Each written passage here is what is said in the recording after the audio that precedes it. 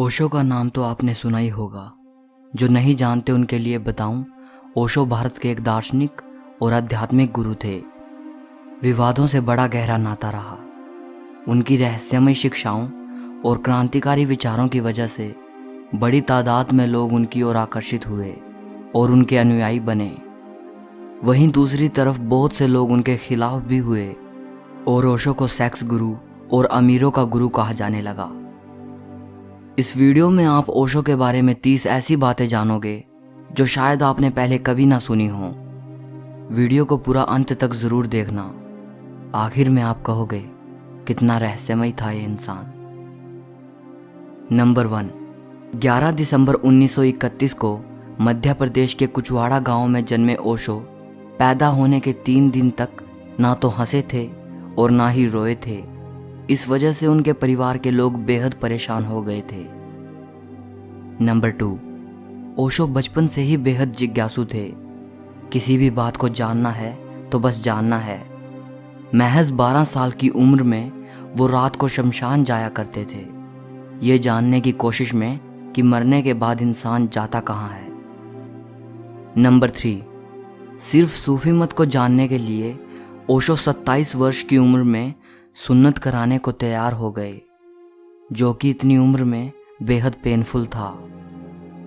Number 4, Osho शुरू से ही luxury life जीने के आदी रहे हैं। एक बार उन्होंने जिद की कि वे हाथी पर बैठकर ही स्कूल जाएंगे।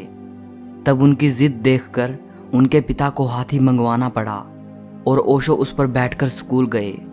तब से ही स्कूल में एक हाथी दरवाज़ा बना हुआ है। नंबर 5, बचपन में जब ओशो पानी में नहाते थे तो कभी कभी अपने दोस्तों को डुबोने की कोशिश करते थे। वो जानना चाहते थे कि आखिर मरना कैसा होता है। नंबर 6, बचपन में बनारस के ज्योतिष विद्वानों ने ओशो की जन्मपत्री देखकर कहा था कि इस बालक के 21 साल का होने तक हर 7वें साल मृत्यु का योग है और शायद 21 साल का होने तक इसकी मृत्यु हो जाए, लेकिन अगर ये बच गया तो इसके बुद्ध होने की संभावना है। जब ओशो 14 साल के हुए तो 7 दिन तक एक मंदिर में बैठकर उन्होंने अपनी मृत्यु का इंतजार किया था, लेकिन उन्हें कुछ नहीं हुआ। नंबर 7, ओशो ने कहा था कि बचपन में उन्हें 2 बार अपहरण करने की कोशिश की गई, लेकिन वे नहीं जानते कि ऐसा क्यों हुआ। नंबर 8, स्कूली दिनों में ओशो को एक पीपल के पेड़ से बहुत प्रेम हुआ था। वो हर रोज आते जाते उसे निहारते थे और अपने आप को इमोशनली उस पेड़ के नज़दीक पाते थे। एक दिन उस पेड़ के साथ कुछ अनोखा हुआ। ओशो कहते हैं, ये तो मुझे भी नहीं पता वो क्या था, लेकिन कुछ घटित हुआ और उसी दिन से उस पेड़ के साथ एक विशेष प्रकार का संबंध हो गया, जिसको मैंने पहले कभी अनुभव नहीं किया। इंसान के साथ भी ऐसा लगाव कभी नहीं हुआ। नंबर 9, 21 मार्च 1953 के दिन 21 साल की उम्र में एक पेड़ के नीचे ओशो को संबोधि प्राप्त हुई। उस वक्त वो जबलपुर कॉलेज से फिलोसफी की पढ़ाई कर रहे थे।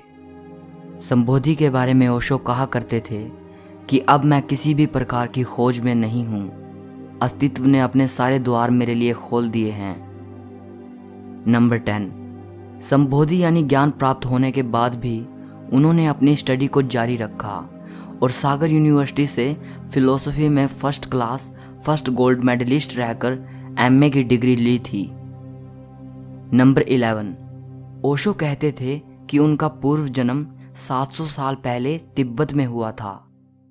पिछले जन्म में जो काम वो पूरे नहीं कर पाए थे, उनको पूरा करने के लिए ये जन्म लिया है और इस जन्म के लिए अपने माता पिता को भी उन्होंने खुद चुना है। नंबर 12, ओशो बेहद उच्च कोटि के वक्ता थे। बोलने पर इतना कंट्रोल था कि जो बोल दिया वही आखिरी हो गया, वही छपता था। माफ़ करना, मेरा मतलब ये नहीं था, मुझसे गलती हो गई, इस तरह के शब्दों का इस्तेमाल उन्होंने कभी नहीं किया। नंबर 13, ओशो कितने कुशल वक्ता थे, इसका अंदाज़ा आप इसी बात से लगा सकते हैं कि उन्होंने एक भी किताब नहीं लिखी, फिर भी उनकी 600 से ज़्यादा किताबें पब्लिश हैं। ये सब की सब उनके प्रवचनों पर आधारित हैं। मतलब जो वो बोले वही का वही किताब के रूप में छपा है, बिना सुधार किए। नंबर 14, ओशो ने लगभग हर विषय पर प्रवचन दिए। करीब 5500 घंटे के प्रवचन इंग्लिश में और 4800 घंटे के प्रवचन हिंदी में मौजूद हैं। बचपन में भी सारे प्रदेश में ऐसा कोई हाई स्कूल नहीं था जहां पर बोलकर ओशो ने पुरस्कार ना जीता हो। नंबर 15, अगर साहित्यिक लेखक की बात ना करें तो सबसे ज़्यादा किताबें अगर भारत में किसी की बिकी हैं तो वो ओशो की हैं। सालाना 1 मिलियन से ज़्यादा किताबें और टेप भारत में बिकती हैं। नंबर 16, किताबों से उन्हें बहुत लगाव था। एक दिन में 3 किताबें पढ़ दिया करते थे। पढ़ने के इतने शौकीन थे कि उनका पूरा दिन भोजन और सुबह के प्रवचन के अलावा किताबें पढ़ने में ही बीतता था।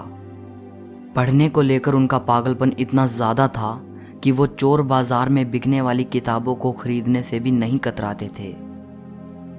नंबर 17, शायद आपको सुनकर हैरानी हो, ओशो ने अपने जीवन में 1 लाख से भी ज़्यादा किताबों का अध्ययन किया।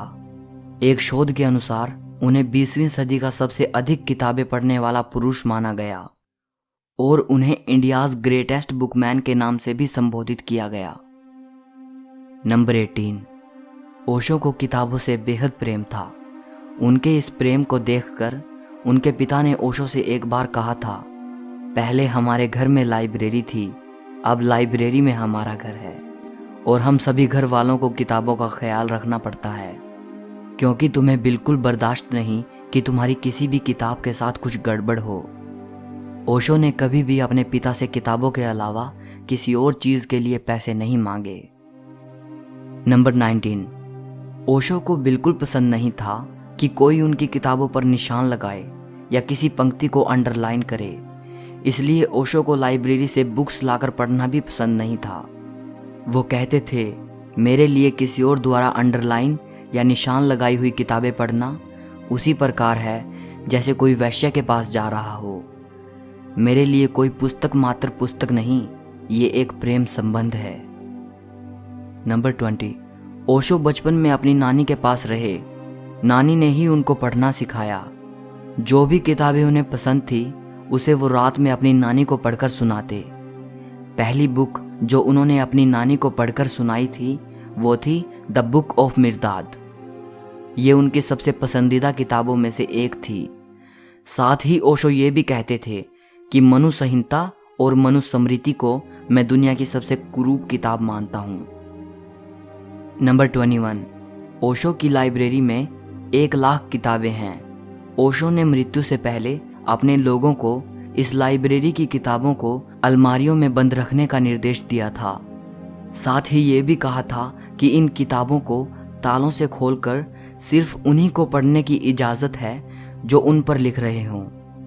उसमें भी किसी को एक बार में 3 से ज़्यादा किताबें निकालने की इजाज़त नहीं है। ओशो का कहना था, ये लाइब्रेरी आम जनता के लिए नहीं है, इसकी किताबें उन्हीं के लिए खुली हैं जो उन पर यानी ओशो पर शोध कर रहे हों। नंबर 22, ओशो गजब के तर्कशास्त्री थे। उनमें किसी भी बात को सही या गलत साबित करने की पूरी क्षमता थी। यही कारण था कि कोई भी व्यक्ति उनसे वाद विवाद नहीं कर सका। पोप ने भी उनका चैलेंज स्वीकार नहीं किया। नंबर 23, ओशो सेक्सुअलिटी पर बड़े खुले रूप से बातचीत करते थे। वे सेक्स को लेकर खुले स्वतंत्र तरीके की वकालत करते थे, इसीलिए उनको काफ़ी क्रिटिसाइज भी किया गया और उन्हें सेक्स गुरु कहा जाने लगा। नंबर 24, ओशो को बातचीत या कम्युनिकेशन शब्द बिल्कुल पसंद नहीं था। वो कहते थे, ये मेरे लिए एक भद्दी बात है, मेरा शब्द तो संवाद है। नंबर 25, ओशो को उर्दू की प्रसिद्ध गायिका नूरजहां का गाया गाना वो जो हम में तुम में करार था, तुम्हें याद हो कि ना याद हो, बेहद पसंद था। नंबर 26, ओशो लगातार 15 वर्षों तक प्रवचन देते रहे, लेकिन 1981 से करीब 3.5 साल के लिए वो सार्वजनिक मौन में चले गए थे। नंबर 27, ओशो के पिता ने ओशो से संन्यास लिया था। जिस दिन उन्होंने संन्यास लिया था वे ओशो के पैर पकड़कर खूब रोए थे। नंबर 28, ओशो को अमीरों का गुरु कहा जाता है और उन्होंने खुद भी अपने इंटरव्यू में बार बार जिक्र किया है कि वे अमीरों के गुरु हैं। वो कहा करते थे कि मुझे तुम अमीरों का ही गुरु बनने दो, गरीबों के लिए तो और भी बहुत से गुरु हैं। यहाँ अपनी बात को सिद्ध करने के लिए वो ऐसे तर्क दिया करते थे कि अमीर होना कोई बुरी बात नहीं है, बल्कि जिसके पास धन है वही धन की व्यर्थता को समझ सकता है। बुद्ध महाराजा के बेटे हैं, राम और कृष्ण राजघराने में पैदा हुए। तुमने कभी किसी भिखमंगे को अवतार या एनलाइटेंड महापुरुष बनते देखा है? नंबर 29, ओशो के पास 90 रोल्स रॉयस कारें थी। एक इंटरव्यू में उन्होंने कहा था कि वो 365 रोल्स रॉयस कारें चाहते हैं। उनके अनुयायी उन्हें ये कारें उपलब्ध कराना चाहते हैं। वे चाहते हैं कि हर दिन उनके लिए एक अलग कार बाहर खड़ी हो। नंबर 30, ओशो की डेथ आज भी रहस्य है। कहा जाता है कि जब वो अमेरिका की जेल में थे तब उनको थीलियम नाम का धीमा जहर दिया गया था। इससे उनका शरीर कमज़ोर पड़ता चला गया। वो निरंतर बीमार रहने लगे और मृत्यु उनके नज़दीक आती रही। सो इस वीडियो के लिए इतना ही। अगर आपको ये वीडियो अच्छा लगा हो तो लाइक और शेयर ज़रूर करना। कमेंट करके मुझे बताइएगा कि आप ओशो के बारे में क्या सोचते हो, और सब्सक्राइब करके घंटी को दबाना मत भूलना। सो मिलते हैं अगली वीडियो में।